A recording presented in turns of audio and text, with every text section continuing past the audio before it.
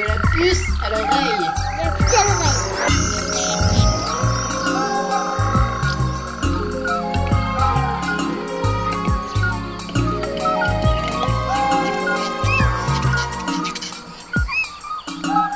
De la puce à l'oreille. Aujourd'hui, De la puce à l'oreille part à la découverte des chauves-souris d'Ariège. Ces animaux aux mœurs nocturnes nous entourent avec grande discrétion. Ce sont leurs silhouettes graciles et leur vol acrobatique qui trahissent leur présence dès la nuit tombée. Ces mammifères forment l'ordre des chiroptères qui compte environ 1200 espèces dans le monde, réparties sur tous les continents et adaptées à presque tous les milieux. Les premiers fossiles connus de chiroptères sont vieux de 55 millions d'années et possèdent déjà toutes les caractéristiques des chauves-souris actuelles. De la puce à l'oreille. De la puce à l'oreille. À la fois mythiques et mystérieuses, elles sont objets de peur ou signes de bonheur selon les civilisations. En effet, dans le monde occidental, leur morphologie singulière et leur rythme nocturne ont enflammé l'imagination des hommes. Ils les ont apparentés aux démons, aux hérétiques, puis plus tard au vampirisme. La Chine du XVIIe siècle, quant à elle, en a fait un symbole de bonheur et de longévité.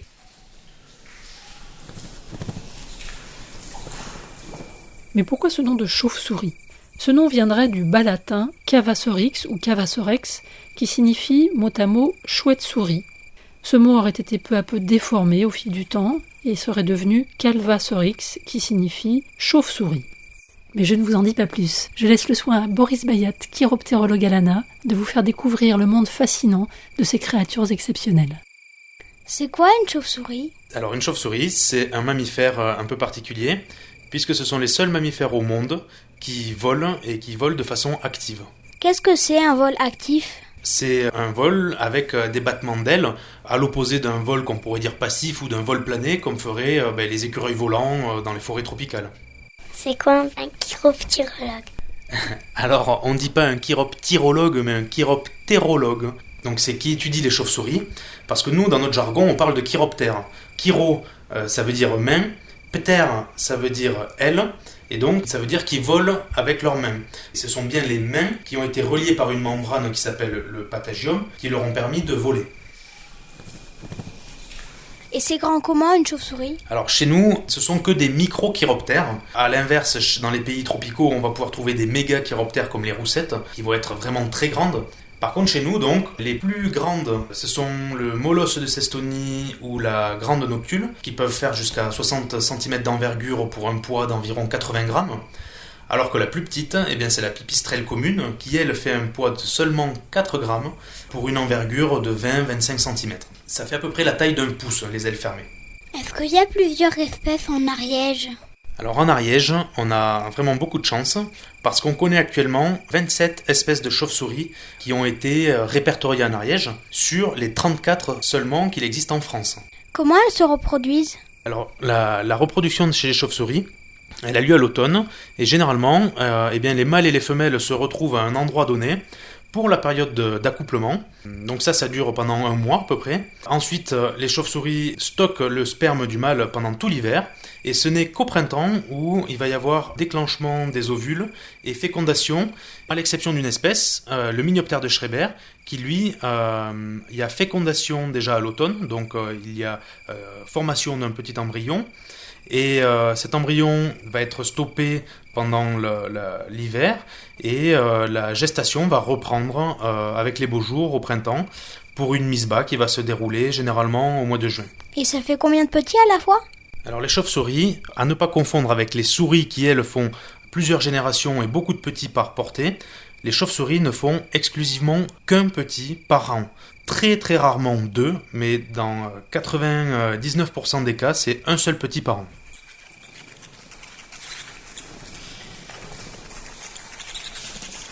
Si la maman elle est pendue la tête en bas, comment ça se fait que les petits ils tombent pas quand ils naissent ? Alors, c'est tout simple. Il y a donc au moment de l'expulsion du nouveau-né, la femelle l'enlace avec ses ailes, et automatiquement, ça c'est inné chez le bébé, il va de suite venir téter la mamelle de la femelle et se serrer avec les pattes autour des hanches de la femelle. Donc voilà, il ne tombera pas. Voilà. Où est-ce qu'elles font leurs petits ? Alors la mise bas chez les chauves-souris, elle se passe dans des lieux complètement différents et variés selon les espèces. Donc on a certaines espèces que l'on dit cavernicoles, qui elles vont mettre bas en grand nombre dans les grottes. On en a certaines qui vont mettre bas en plus petit nombre, des plus petites colonies dans les bâtiments. Généralement, ce sont les rhinolophes ou certains murins qui affectionnent particulièrement les grands volumes dans les bâtiments, donc des greniers, des combles, voilà, ce genre d'endroits. Et on en a d'autres qui peuvent mettre bas dans des trous de pics dans les arbres en milieu forestier, car ce sont des chauves-souris qui sont strictement forestières, comme certains murins, la barbastelle, des noctules, voilà. Qu'est-ce qu'elles mangent? Alors, les chauves-souris dans le monde entier ont un régime alimentaire très varié. Par contre, si on prend les chauves-souris que d'Europe, elles sont toutes strictement insectivores. Donc elles chassent des petits papillons, des mouches, des moucherons, etc. Des araignées, des sauterelles. Il y a une seule chauve-souris que l'on connaît en Europe qui peut manger des petits oiseaux, type des mésanges, etc. Mais c'est très anecdotique et ça ne constitue pas la majorité de son régime alimentaire. C'est vrai qu'elles sucent le sang, les chauves-souris? En tout cas, pas en France. Il y a certaines espèces dans le monde, il y a quelques espèces qui sont, on appelle ça chauve-souris vampire, mais en France, ça n'existe pas. Pourquoi on les voit plus voler l'hiver? Alors l'hiver, les chauves-souris, entre guillemets, elles disparaissent. On les voit plus voler parce que ce sont des mammifères qui hibernent. Donc elles vont rentrer dans des gîtes qui vont leur convenir pour l'hiver, donc souvent ce sont des grottes, mais ça peut être aussi des caves, des trous d'arbres, comme pour la mise bas. Et elles vont ralentir leur rythme cardiaque pour économiser l'énergie qu'elles auront emmagasinée à l'automne. Elles vont s'endormir comme ça. Et donc ces chauves-souris, si elles hibernent, c'est parce que durant l'hiver, il y a plus beaucoup d'insectes qui volent, et donc plus beaucoup de nourriture, donc elles se sont adaptées à passer cette période de disette en hibernation. Et donc c'est une stratégie d'adaptation. En fait, certains migrent, par exemple les oiseaux, eux, ils migrent en Afrique pendant l'hiver pour trouver une ressource alimentaire suffisante.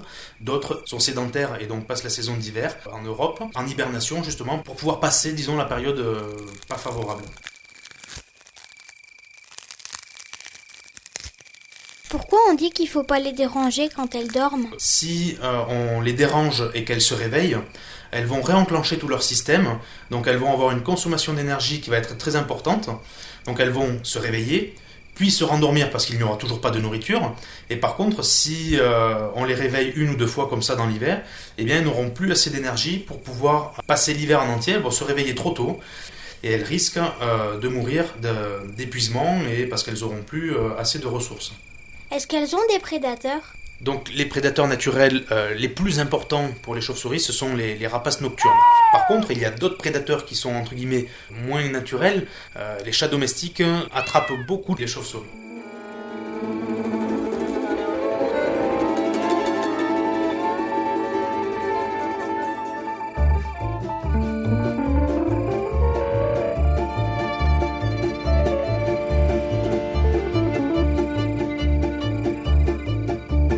Une chauve-souris aimait un parapluie, un grand parapluie noir découpé dans la nuit, par goût du désespoir, car tout glissait sur lui. Une chauve-souris aimait un parapluie, aimait un parapluie. Elle marchait au radar, le sommeil l'avait fui. Elle voulait se mettre à boire, se jeter au fond d'un puits. Une chauve-souris aimait un parapluie, un grand parapluie noir découpé dans la nuit, découpé dans la nuit. Sans jamais s'émouvoir pour cette chauve-souris, le grand parapluie noir sortait de son étui. Il prenait sous son aile soin d'une belle de nuit qui, boulevard Saint-Marcel, le nourrissait de pluie.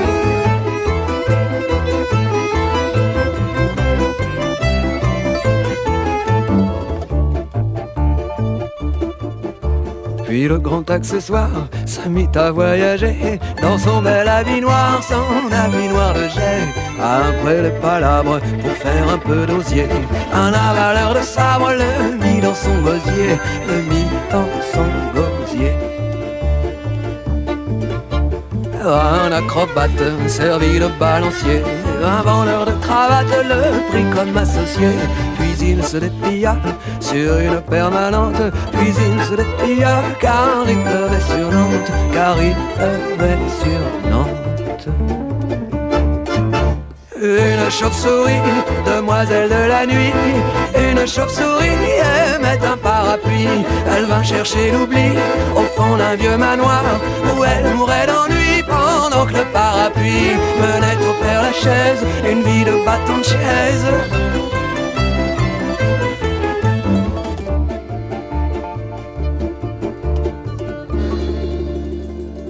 Un jour de mauvais temps, un jour de mauvais temps, un brusque coup de vent lui mit les pieds devant. On le laissa pour mort dans quelques caniveaux.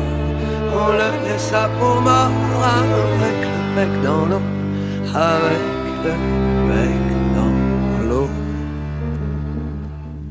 En voyant son squelette qui faisait sa toilette parmi les détritus et les denrées foutues, c'est la chance qui me sourit, et voilà la chauve-souris. Je le croyais perdu, le manche est revenu, le manche est revenu.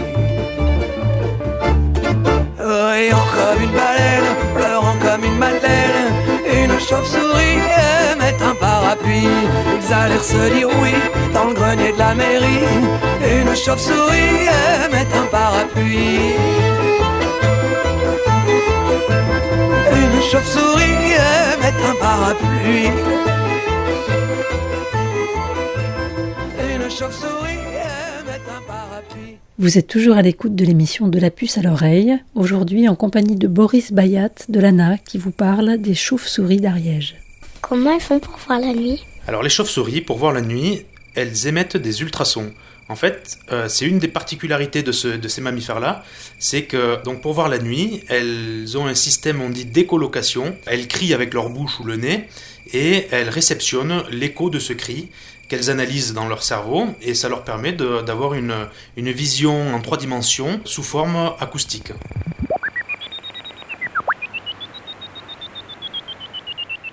Pourquoi elles ont des grandes oreilles? Alors oui, il y en a un grand nombre d'entre elles qui ont des grandes oreilles pour justement réceptionner un maximum de signaux envoyés par la bouche, donc réceptionner un maximum d'ultrasons.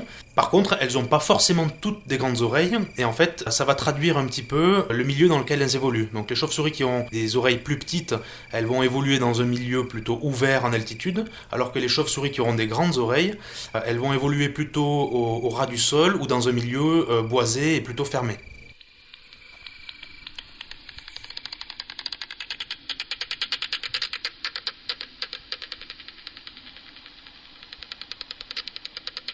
C'est quoi cet appareil que t'as là? Alors cet appareil, c'est un détecteur à ultrasons. Donc comme on l'a dit avant, les chauves-souris, elles volent la nuit grâce à l'émission d'ultrasons, donc elles font de l'écholocation. Et cet appareil-là, eh bien, il permet d'entendre les ultrasons des chauves-souris que nous, avec l'oreille humaine, on ne peut pas entendre.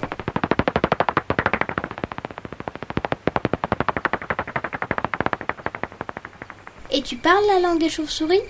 Eh bien oui, j'arrive à comprendre ce que racontent les chauves-souris grâce à cet appareil donc, qui détecte les ultrasons, puisque on va pouvoir savoir si cette chauve-souris, grâce à ces ultrasons, si elle est plutôt en transit, qu'elle navigue tranquillement, si elle est plutôt en chasse active, qu'elle recherche des proies, ou même on va pouvoir entendre si elle capture une proie.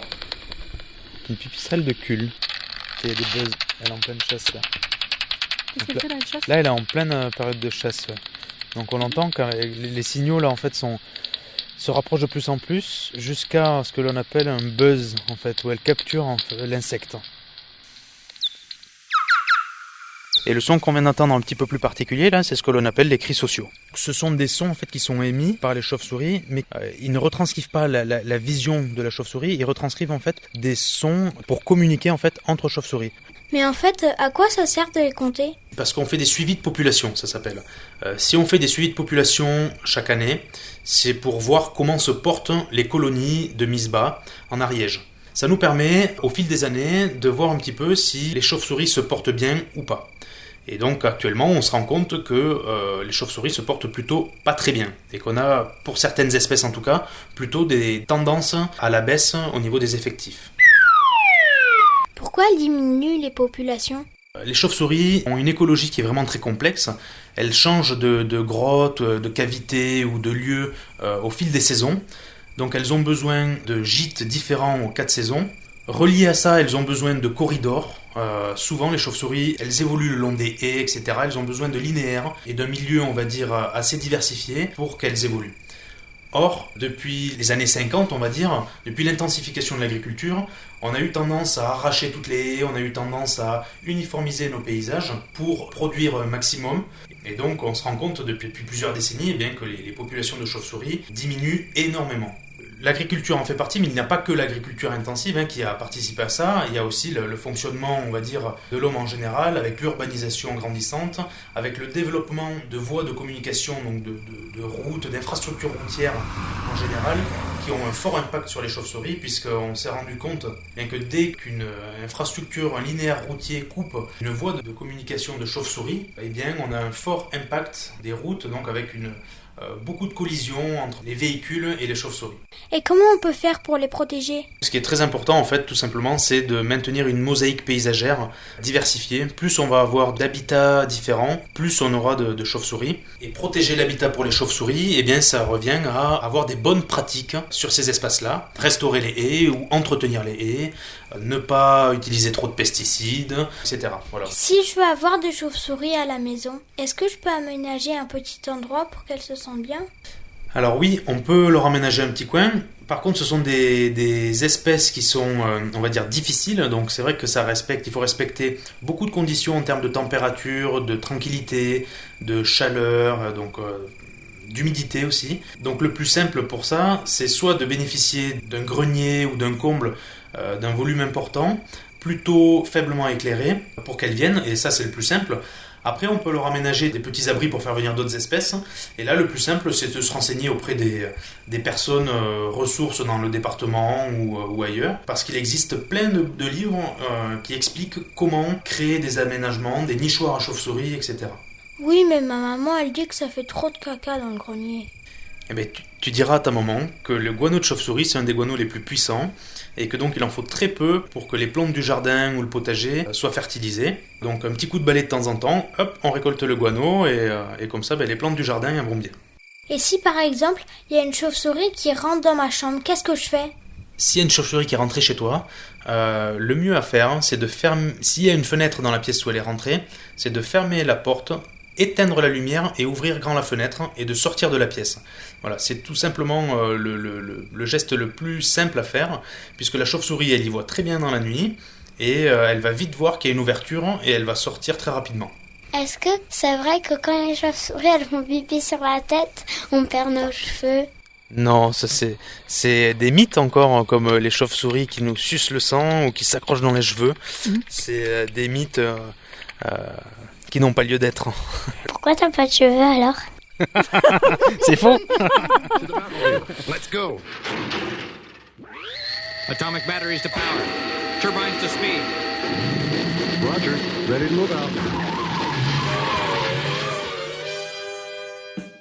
Merci beaucoup à Boris Bayat pour toutes ses réponses. Merci bien sûr à Chloé, Éline et Louane pour leurs questions. Si vous voulez en savoir davantage sur les chauves-souris, sachez que Boris Bayat anime la nuit de la chauve-souris ce vendredi 28 août à 20h30 à la mairie de Massat. Après le visionnage d'un diaporama et d'un film, vous écouterez au cours d'une balade nocturne ce que ces curieux mammifères peuvent vous raconter.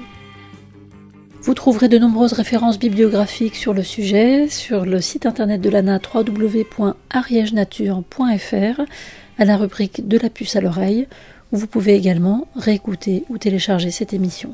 Enfin, si vous avez d'autres questions sur les chauves-souris, des colonies à signaler dans vos combles, sur votre exploitation, n'hésitez surtout pas à contacter Boris Bayat, donc à l'ANA, au 05 61 65 80 54. Au cours de l'émission, vous avez pu entendre des extraits des bandes sonores du film Dracula, composé par Wojciech Kilar, et du dessin animé Batman, ainsi que La chauve-souris de Thomas Fersen. C'était une émission proposée par l'ANA, réalisée par Carole Erscovici avec Julien Vergne à la technique. Merci encore de votre écoute.